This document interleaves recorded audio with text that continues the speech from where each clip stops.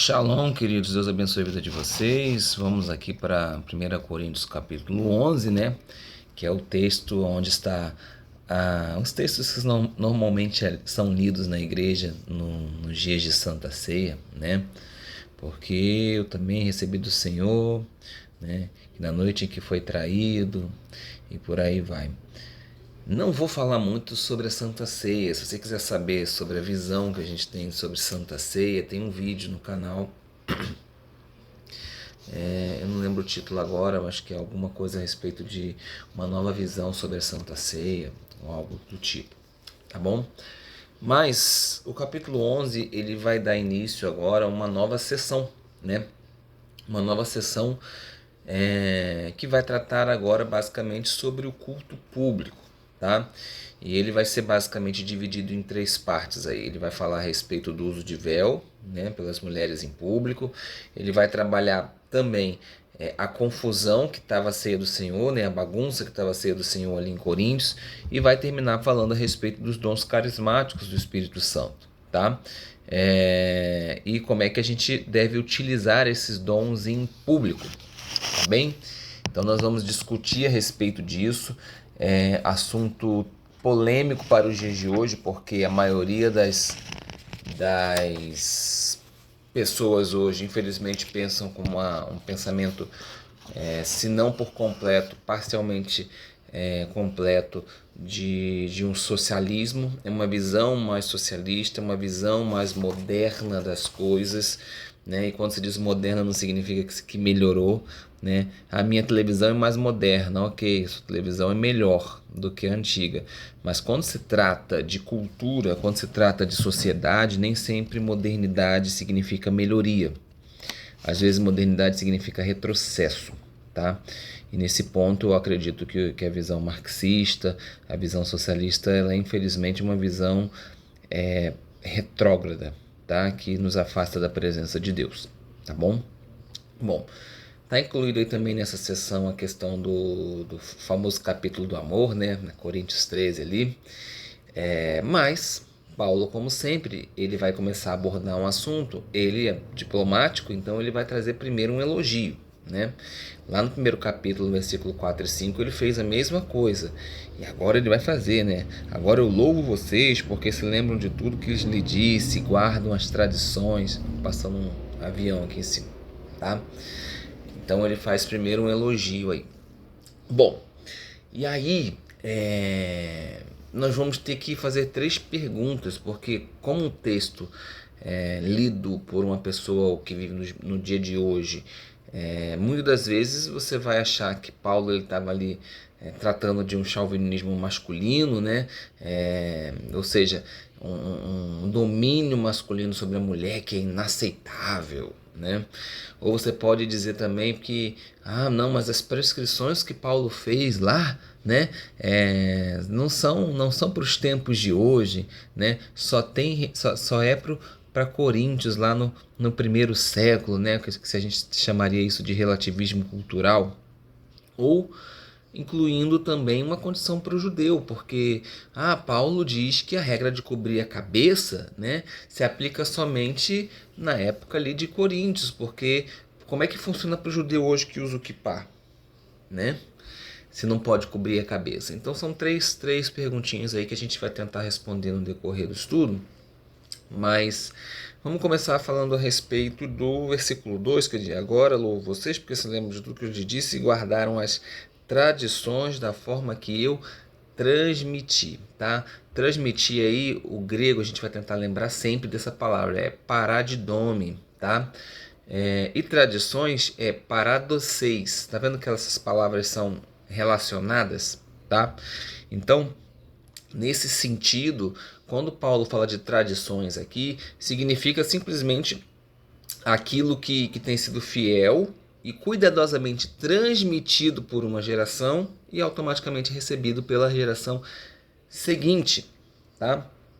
Então, por exemplo, se você for puxar aí a Mishnah, né, a Mishnah vai dizer: Moisés recebeu a Torá do Sinai e transmitiu para Josué, ou seja, pegou fielmente aquilo, cuidadosamente, e transmitiu para Josué, né? E Josué transmitiu para os anciãos para os profetas, os profetas para os homens grandes da sinagoga. Tá? Isso aí está lá em Avot 1:1. Então, o judaísmo ele dá claramente valor à menção de autoridade para aquilo que se ensina. Nós vemos isso com Jesus Cristo. Né? Se você abrir o Talmud na literatura judaica, você vai ver que isso é evidente. Né? Sempre tem aquela citação, Rabino fulano falou para o Rabino ciclano. Né? Uma transmissão de um conhecimento que foi passando até que fosse transmitida para as páginas do livro. Tá? Agora, Paulo enfatiza esse processo aí de receber e transmitir, né? E receber e transmitir é passar fielmente. Agora nós vemos Jesus Cristo, por exemplo, ele diz assim: vocês ouviram isso, mas eu digo isso, né? Isso automaticamente levou seus ouvintes a entender: opa, peraí, esse cara não ensina como os outros. Ele tem uma autoridade própria. Ele ensina de forma própria. Porque o judeu estava acostumado a... Alguém falou lá atrás, tem que ser transmitido fielmente aquilo que ele falou. É como se hoje, se eu fosse ler as palavras de Ravi, por exemplo, ou de Maimônides, que são rabinos antigos, né, que tem muita influência dentro do judaísmo rabínico, Rabino Akiva e entre outros, eu tenho que transmitir fielmente aquilo que ele falou. Eu recebo daquela forma e transmito daquela forma. Jesus não. Ele diz, vocês ouviram dessa forma, mas eu digo para vocês dessa forma. Então, uma autoridade própria, tá bom? Então, o Novo Testamento ele vai ensinar para a gente 3 tipos de tradição, tá bom? Tem as tradições da comunidade messiânica, da igreja, né? A gente vê, por exemplo, se a gente pegar 2 Tessalonicenses, deixa eu ver se eu abro aqui rapidinho para a gente poder dar uma olhadinha. Vamos abrir aqui para a gente poder ver. Aqui, ó. 2 Tessalonicenses 2:15. Portanto, irmãos, permaneçam firmes, apeguem-se às tradições que lhes foram ensinadas por nós, quer tenham sido ditas por nós, quer escritas em carta. Né? E por aí nós vamos caminhando. Então a igreja tinha tradições, as tradições foram dadas pelos apóstolos, tá? Inclusive muitas tradições judaicas, tá bom? Que a igreja hoje não quer ter, mas foi dada, tá bom? Então isso fica evidente. A segunda é as tradições humanas. Aí quando fala de tradições humanas, ela vai falar sobre as tradições pagãs, tá? Isso aí é bem nítido. E você também tem as tradições judaicas, tá? Ou seja, a Torá oral, aquilo que foi ensinado pelos pais, não é aquilo que está escrito lá em Gênesis, Êxodo, Levítico, Número e Deuteronômio, não. Aquilo que foi transmitido pelos pais. Ah, mas Juliano, tem valor? Essa Torá oral tem valor? Eu digo para você que tem valor, sim, tá? Tem grande valor. Ela possui enorme valor, desde que ela esteja de acordo também, obviamente, com a própria Torá escrita. Mas, por exemplo, eu vou pegar aqui Gálatas 1:4.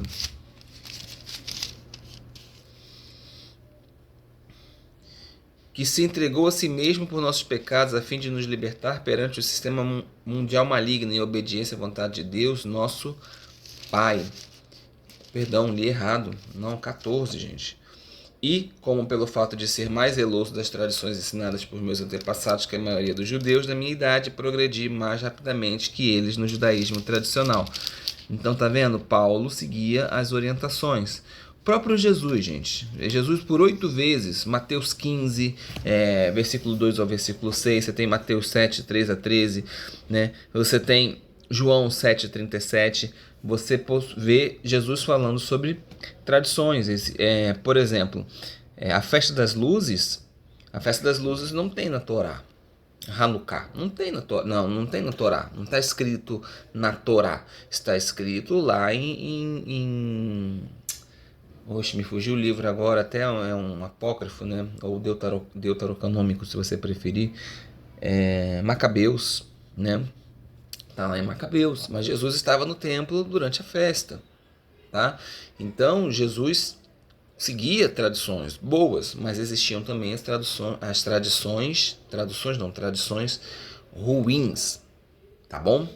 Então assim, parece evidente que Paulo esperava que as tradições fossem observadas, tá? Então, de certa forma, ele estava ali estabelecendo um tipo de Torá, um tipo de ensinamento. Torá significa ensinamento, não é só lei, tá? Para as próprias congregações messiânicas, ensinando ali, trazendo uma Torá oral.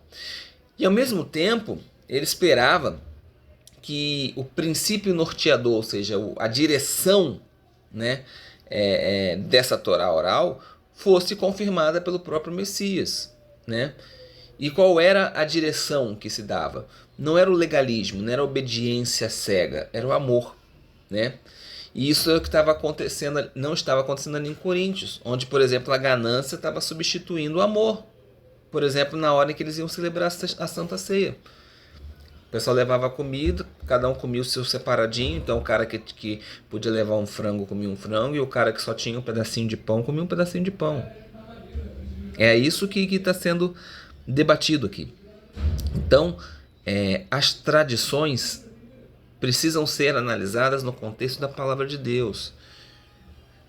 Por exemplo, quando os fariseus questionam Jesus pelo fato dos seus discípulos não terem lavado as mãos, Jesus não está dizendo para eles que lavar as mãos não tem importância. Claro que tem. A tradição de lavar as mãos é boa. Ele está dizendo que, olha, você está reclamando das mãos sujas dele, mas mais importante do que as mãos é o coração, e você não está com o coração limpo. É isso mais ou menos que Jesus está querendo dizer. Tá bom? Então, as tradições são boas, inclusive as tradições judaicas, muitas que foram perdidas pela igreja, são boas, tá bom? Boas. E algumas, infelizmente, ruins. Como é que eu faço para saber qual o norte, para eu saber se aquela tradição é boa ou ela é ruim? É colocar ela à luz da palavra de Deus. Amém? Beleza? Bom, e aí ele começa a falar sobre as mulheres, e aí que bicho pega, né? Contudo, desejo que entendam o seguinte: o cabeça de todo homem é o Messias, e o cabeça da mulher é o seu marido, e o cabeça do Messias é Deus. Gente, parece que o sintoma aí de Coríntios era que havia uma petulância e uma insubordinação das mulheres, tá? Parece ser isso, tá? Provavelmente elas estavam seguindo ali alguns costumes mundanos, né? Elas não se vestiam com modéstia, tá? Da maneira como se espera que o povo de Deus se vista, tá bom? Então, fica uma perguntinha, a gente botou as perguntinhas, né? Com chauvinismo masculino, vamos tentar responder a primeira, né? Hoje uma pessoa moderna falaria o seguinte: ah não, como é que eu entendo uma passagem dessa que a mulher está sendo colocada, diminuída? Agora, vamos imaginar que a pessoa que faça essa pergunta, por que a mulher está sendo diminuída, etc e tal, seja crente. E aí nós fazemos a seguinte pergunta para eles: olha só, esse versículo termina dizendo que o cabeça do Messias é Deus. Então, nós podemos imaginar que Jesus vai se considerar degradante, né? Esse tipo de relacionamento, porque ele está abaixo de Deus. Então ele ele tem que se sentir muito, muito mal por conta disso, né? Não pode, né? E aí imagina que o próprio homem, ele também deve ficar um pouco irritado quando ele aprende que o cabeça dele é o Messias, né? E o cabeça da mulher é o seu marido. Gente, isso não tem conotação de divisão socialista, não. Que a Bíblia diz que para você, que se o inimigo se divide, a casa facilmente é derrubada. A visão socialista é exatamente essa. Ela quer colocar sempre inimizade entre o branco e o negro, entre o pobre e o rico, entre a mulher e o homem, entre o homossexual e o heterossexual. É dessa forma que funciona. Então, nós como crentes não podemos pensar desta maneira. Ah, mas eu entendo que a visão lá da política da coisa, que se todo mundo pudesse ter tudo igual, seria maravilhoso. Seria, e o cristianismo fala disto, mas não de uma forma obrigatória, onde se impõe uma pobreza e todo mundo se torna pobre, enquanto uma classe de governantes se torna rico. Não é isso que é. O cristianismo ensina que por amor, não por obrigação, mas por amor, você ajuda o seu próximo. Tá bom? Então, acaba com esse negócio de briga entre homem e mulher, entre branco, negro, essas coisas. Não esquece esse troço, pelo amor de Deus. Tá bom? Agora, esse ensinamento, Paulo está claro que baseado no decoro da teologia, né? Ele está trazendo essa informação baseada nisso. Tá bom? Então, mulher, não se sinta diminuída. Entenda só que existe uma autoridade sobre a sua vida. E você não pode abrir mão da autoridade do seu marido. Seu marido, ele foi colocado como cabeça sobre você. Não significa que ele seja melhor, que ele tenha mais dons, que ele seja mais inteligente.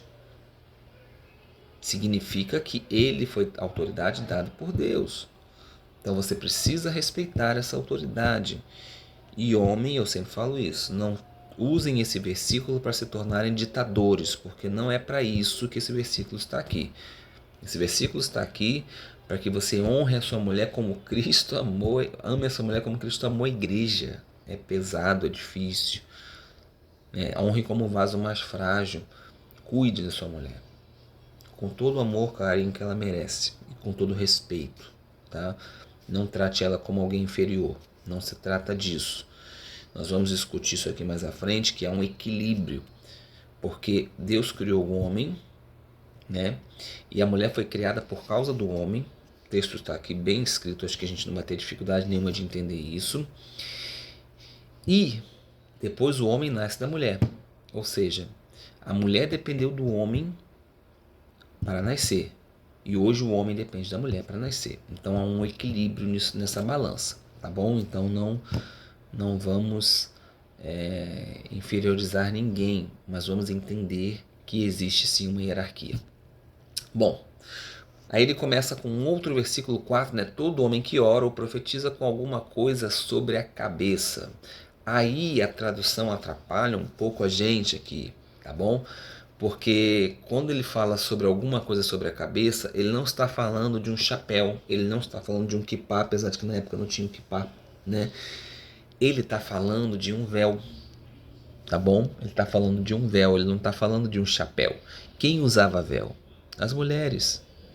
Então, provavelmente, Paulo estava falando sobre homens que estavam vindo para a igreja, mas que estavam vindo de um relacionamento homoafetivo, ou que havia comportamentos ainda de um homoafetivo. Então, Paulo fala a respeito disto, tá bom? Não está se referindo a cobrir a cabeça com chapéu ou com kippah, tá bom? E aí você pode perguntar, Juliano, mas e o talit, que é aquele véu que o judeu coloca sobre a cabeça, né? Quando o homem coloca aquele véu sobre a cabeça, ele está tentando criar uma privacidade, é uma intimidade dele com Deus. O adequado é que ele não faça exatamente o que Paulo diz para ele fazer, que é orar e profetizar em público, tá bom? Ou seja, eu levanto o véuzinho sobre a minha cabeça e começo a profetizar sobre as coisas. Não é dessa forma, tá bom? Mas ele busca ali uma determinada intimidade. Tanto é que eu acho uma das coisas mais bonitas do mundo quando no final das reuniões nós colocamos o chale sobre a cabeça e cobrimos a nossa família em volta. E nós vamos orar ali dentro, né? Não é num objetivo de se passar, né? Fica bem evidente que aqui era homens se fingindo de mulher ou tendo comportamentos de mulher. Tá bom? Bom, aí você me pergunta, Juliano, mas Paulo está impondo aqui padrões judeus aqui, ele tá se preocupando que as mulheres tenham uma atividade igual as mulheres judias haviam tido? Não, Paulo estava aqui buscando decoro, né, buscando... Opa, caiu aqui do meu suporte o telefone. Buscando aí o pudor, né, das mulheres, tá bom? Até porque, pessoal, as mulheres tanto as mulheres que viviam ali no Mediterrâneo Oriental, né? Mesmo as que eram gregas, tardias ou então semitas, elas tinham o costume de utilizar o véu ou o cabelo é, amarrado, tá bom? Era o costume da época. Quem tinha o costume de usar cabelos soltos eram prostitutas, mulheres que deixavam os corpos de fora justamente para poder atrair aos homens, tá? Então as mulheres que eram castas, elas usavam cabelo preso ou então usavam debaixo de um véu, tá? Lembrando que Coríntios era uma zona de muita prostituição, era uma zona de porto. Se você for olhar até os dias de hoje, zona de porto normalmente é zona de prostituição, tá bom? E Paulo não queria que as mulheres da casa do Senhor estivessem se parecendo com mulheres do mundo. Hoje em dia, gente, isso acontece também, tá bom? Às vezes você vai no culto, aí você senta lá no banquinho, você chegou para adorar o Senhor. Aí tem uma mulher com um decote nas costas, as costas todas livres, aquela marquinha de biquíni fininha, e aí o cara fica perdendo a concentração, olha para cá, olha para lá, vira e mexe o olho dele, vai bater ali. Então, hoje as mulheres se comportam de maneira inadequada na igreja e muito, tá bom? Muito. Se a gente for ler, por exemplo, Timóteo, acho que é 1 Timóteo 2, se eu não me engano, capítulo 2, não me recordo agora, mas acho que é o 2, sim. Fala exatamente a respeito disso, de como a mulher deve se comportar. Ela não deve se adornar com joias e penteados mirabolantes, nada do tipo. Ela tem que se adornar com as boas obras. É assim que tem que ser. Mas eu tenho que ir feia para a igreja? Não, você não tem que ir feia para a igreja, mas você tem que atentar para o que você está vestindo e o exagero às vezes da maquiagem, tá? Você não está ali para aparecer, você não está ali para as pessoas olharem para você e falarem: nossa, como fulano está bonita. Nossa, não. Você está ali para adorar o Senhor. Nunca se esqueça disso, tá bom? Então, versículo 7 ao versículo 12, Paulo fala sobre a imagem, né? Que o homem foi feito à imagem de Deus ali, tá? Homem e mulher, tá bom? E como eu já falei, Deus criou o primeiro Adão, de Adão ele fez a mulher, e há esse equilíbrio dessa balança aí, quando o homem agora nasce da mulher, tá? Quando a gente vai para o versículo 10, há uma dificuldade de entendimento aqui. Eu vou ler para vocês o versículo para vocês entenderem. A razão pela qual a mulher deve cobrir a cabeça tem ligação com o fato dela estar sob a autoridade dos anjos. É um versículo de difícil compreensão, né? Mas se nós formos para Isaías 6:2, nós vamos ler lá que os anjos se cobrem na presença de Deus, que é uma autoridade maior. Tá? Então, se a gente usar este versículo, se for esse o entendimento, se Paulo ao falar isso estava pensando em Isaías 6:2, né? Então a mulher se cobre porque existem autoridades maiores, tá? Agora, uma outra opção também pode ser o seguinte: olha, não importa se a mulher está querendo ali chocar os homens, não é isso. O que ela não pode chocar é os anjos que estão presentes no culto público. Tá? Então os anjos ali que fazem parte da reunião, quando você está louvando, quando você está adorando, né, você tem que crer, Deus está presente, os seus anjos também estão. Então você está chocando os anjos às vezes com o comportamento dentro da casa do Senhor. Então essa pode ser uma segunda explicação, tá bom? E aí ele fala sobre a questão do homem com cabelo crescido, né? E Paulo então provavelmente ele não está simplesmente falando ter cabelo grande é pecado. Não se trata sobre isso. Trata-se sobre algum tipo de mesma situação do véu, sabe? O homem que tem um padrão mais feminino, que está vindo de um ambiente onde ele tinha uma atividade homossexual, tá bom? Basicamente fala a respeito disso. Não significa que os homens com cabelo grande em lugares onde a cultura é normal, o homem não se torna feminino com cabelo grande e a mulher não se perde a feminilidade com cabelo curto, né? Não teria problema nenhum. Aqui Paulo está tratando mais uma vez de pessoas com costumes que não são os costumes aceitáveis dentro da nossa fé, tá bom? Bom, e aí ele começa sobre a Santa Ceia. Eu não vou entrar muito a respeito disso, porque, como eu falei, já tem um vídeo só sobre isso, né? Gente, esse registro da Santa Ceia, ele é o mais antigo que nós temos, tá? Porque essa carta ela foi escrita antes do Novo Testamento, antes dos Evangelhos, perdão, tá? A carta 1 Coríntios foi escrita antes dos Evangelhos, então esse é o registro mais antigo que a gente tem da ceia do Senhor, até mesmo os registros que nós temos no Evangelho, né?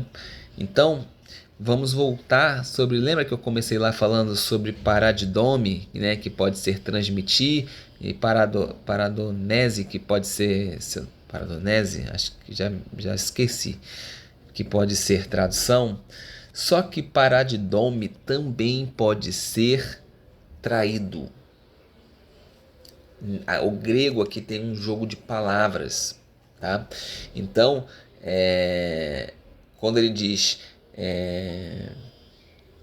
porque recebi do Senhor que lhes transmiti, quando o Senhor Jesus na noite em que foi traído. Então, transmitido e traído faz um jogo de palavras com a mesma coisa, né? Então, se você fala assim, Yeshua na noite em que foi, em vez de traído, fala transmitido, teria o mesmo sentido, tá bom? Bom, fala sobre o cálice após a refeição aí, que é o cálice da bênção. A gente já falou a respeito dele, né? Fala aí sobre a nova aliança. O texto da nova aliança está lá em Jeremias 31, a partir do versículo 31. Aconselho que você leia todo o capítulo 31 de Jeremias. Lá está falando sobre a nova aliança. O que é a nova aliança? O que Deus prometeu como nova aliança? Tá lá, escrever a lei na mente, no coração, né? É isso, a Torá, a lei. Não existe nova aliança sem lei, né? Só que a gente aprende na nova aliança que não se trata de simplesmente obedecer, se trata de amar a Deus ao ponto de obedecer, né?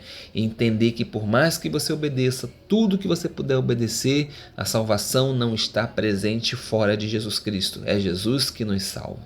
Mas a partir do momento que ele nos salva, a gente tem o Rabino Mateus, ele até fala, assim, olha, eu não obedeço para ser salvo, né? Eu obedeço porque sou salvo, né? Então, eu não obedeço para ser salvo.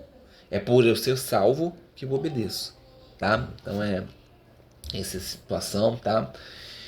E aí, gente, Páscoa, todos os judeus do mundo, eles vão recontar a história lá do Êxodo, né? Então vão proclamar ali como enredo central, né?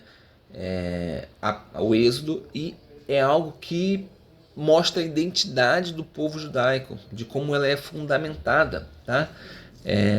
Então quando a gente celebra a Páscoa, a gente está celebrando a identidade, o nascimento de um povo, por assim dizer, entre aspas, tá? Da mesma forma, todos os membros da comunidade messiânica, da igreja, devem anunciar a morte do Senhor como se fosse um êxodo do pecado. Você saiu do pecado, né? E agora a sua identidade está fundamentada, a sua existência está fundamentada. Então, as duas proclamações, as duas festas, né, olham para a redenção do passado, mas olham também para a redenção do futuro. É por isso que a gente proclama até ele vir, né? A gente espera nele, tá bom? E aí, pessoal, o autoexame que a gente tem que fazer antes da ceia, né? A gente tem que ficar esperto, porque isso abre ataque demoníaco sobre as nossas vidas quando a gente não faz, tá bom? Isso pode causar doença, isso pode causar morte, tá? Então é interessante porque nós devemos orar e nós devemos nos consertar antes de fazer antes de estar na ceia do Senhor, né? E é interessante que a palavra orar em hebraico significa julgar a si mesmo, né? Então hitpalel, né? Que a gente tem que julgar a si mesmo, tá bom? E aí, gente, o pecado pode levar a doença, tá bom? Ixi, tem várias passagens. Tem um salmo muito lindo que fala, né?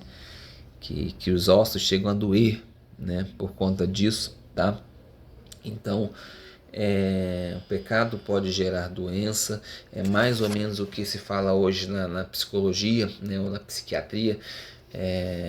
até em imunologia, várias disciplinas da medicina, né, que a gente fala sobre doenças psicossomáticas, ou seja, doenças que são causadas por conta da forma como a gente pensa, de como o nosso cérebro está trabalhando, porque a gente, quando está feliz, a gente libera substâncias boas, mas quando nós estamos depressivos e tudo mais, nós liberamos substâncias tóxicas sobre o nosso próprio corpo, tá? Então, as doenças psicossomáticas hoje, elas apontam que há um problema emocional, né? Mas nós sabemos que o pecado, ele gera tudo isso por conta de um problema espiritual, tá bom? Então, muitas das vezes, eu diria, acho que 99% das vezes, há uma raiz que precisa ser curada e é de cunho espiritual. Muitas das vezes é falta de perdão, muitas das vezes é um ódio excessivo, muitas das vezes é uma frustração, mas tudo isso normalmente tem um pezinho lá atrás num pecado. Tá bom? Deus abençoe sua vida. Shalom.